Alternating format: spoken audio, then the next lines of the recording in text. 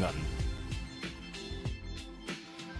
革命性雙管科技，修護牙齦問題並提供後續保護，3日幫助對抗紅腫出血，喺屋企都可以保持越洗牙後潔淨。Oral-B。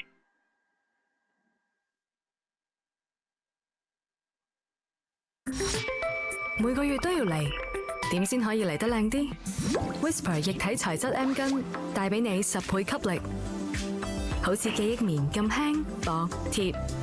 全新幻彩系列綻放最靚心情，要嚟得靚啲 ，Whisper。I 世界轉得好快 ，I 松轉得仲快。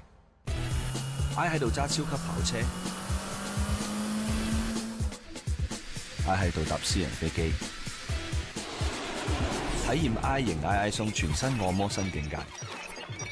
I 型慳位新設計 ，fit 晒大中細單位。做完運動，從頭到腳鬆一鬆。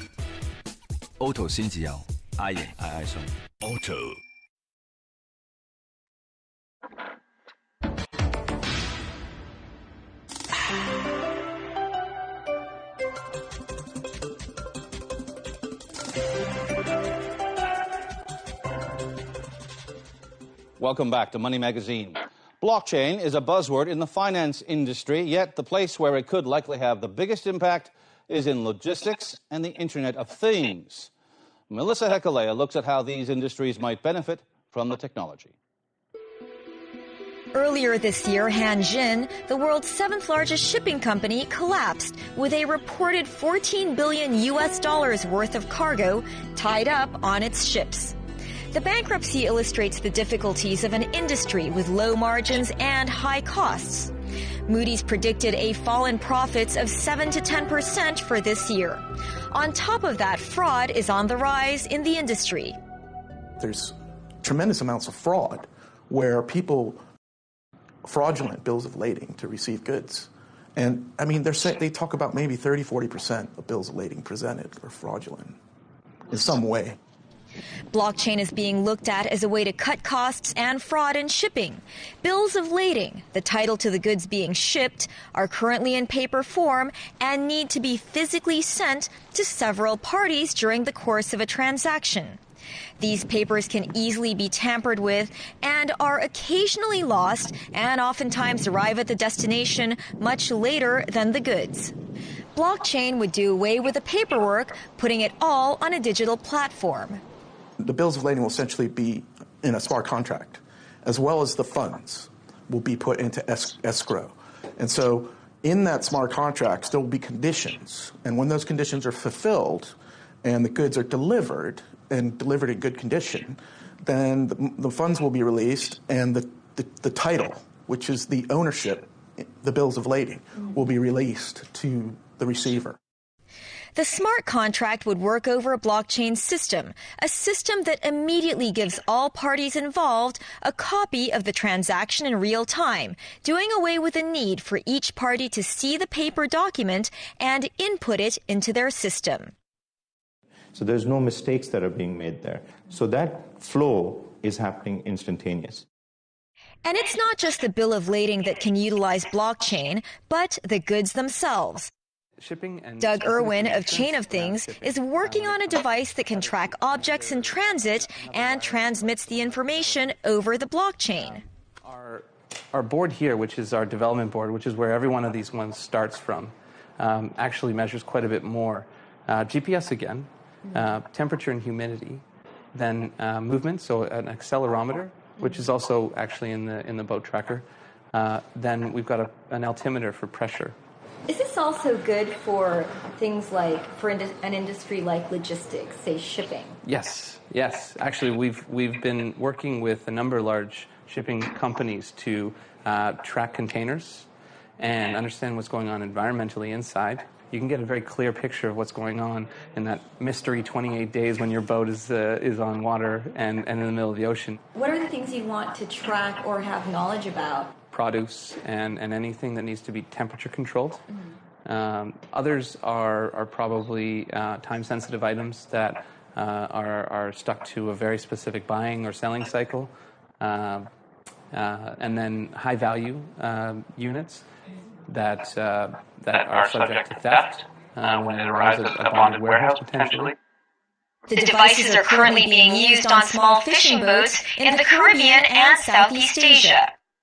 For a number of contested geographies around the Caribbean and Southeast Asia, this has been really useful to the governments sorting out boundary issues, understanding where overfishing is being done, where people are playing by the rules and not. For fishermen who are part of fair trade fishing, the trackers confirm whether or not they fished in sustainable waters. When we deployed this in Mexico, of fishermen that are part of a fair trade certified port, actually receiving 20% more return on their average catch, because it could be instantly verified and there was no dispute about where they've been and where they've been fishing. So, for consumers looking to buy only sustainably bred or caught food, these trackers and the blockchain can have a direct impact on everyday life. There are over 6 billion connected intelligent devices today. Things like your smartwatch, your webcam, even your light bulbs. And yet many of these don't work over a secure system, which is why giving these devices unique IDs is important. Connor Caldwell, who works with Doug, says assigning IDs that are saved on a blockchain will help identify if they have been hacked. Earlier this year, millions of IoT or Internet of Things devices were hacked, taking down sites like Reddit, Twitter, CNN, and many more. Those small processors can be used to call up different domains and basically clog up everything and shut down the site. He says the ID couldn't prevent hacks, but it would be able to quickly identify devices that have been compromised, so they could be shut down before an attack takes place or immediately after. An attack can cost a targeted business over $40,000 an hour in lost revenue. We want to make sure that you can trust a sensor that's advising your self-driving car, or advising you to do something, or advising an industrial control system. He hopes that this device can be shrunk down even smaller and be put into every IoT device in the factory, so it comes out with a unique identity and gets stored on a public blockchain. Gartner estimates that by 2020 there will be over 20 billion IoT devices. Having billions of sensors everywhere has never been done before, and so it's a new market. IBC forecasts the market for IoT solutions will grow from $1.9 trillion in 2013 to $7.1 trillion in 2020. Cybercrime in the last year cost $445 billion in lost time, jobs, and intellectual property.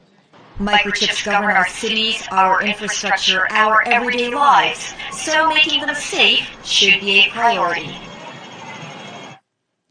You heard of One Belt, One Road? No, it's not a mobile haberdashery. It's a way of bringing the wealth of the nation to the people. On tarmac. There's just one little detail. Sometimes there are no people. We know it all here at BizBytes, bring you a ghostly post-Halloween tale, among others.